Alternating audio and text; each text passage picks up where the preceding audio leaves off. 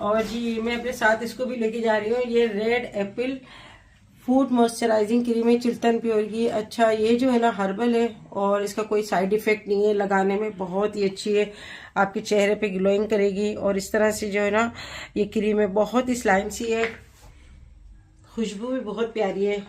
और जैसा इसका नाम है रेड एप्पल मॉइस्चराइजिंग क्रीम, आपकी स्किन को जो है ना मॉइस्चराइज करेगी। अभी मौसम भी कुछ ऐसा हो रहा है, हाथों पे अपने फेस के ऊपर लगाया, हल्का सा थोड़ा सा मसाज करें, उसको छोड़ दे, आपकी स्किन जो है ना वाइटनिंग भी करेगा और आपकी स्किन बहुत ही नरम मुलायम और मॉइस्चराइजिंग जो है ना इससे हो जाएगी।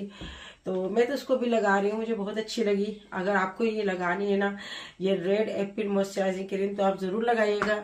छोटी सी डिबिया है मगर है बड़ी काम की, आपको पसंद आएगी और इंशाल्लाह आपको ज़रूर अच्छी लगेगी। इसका लिंक मैं अपने डिस्क्रिप्शन बॉक्स में दे दूंगी। अगर 10 शबाना लिख के आप मंगवाएंगे तो आपको 10% डिस्काउंट भी मिल जाएगा। रात को सोने से पहले इसको ज़रूर इस्तेमाल करें।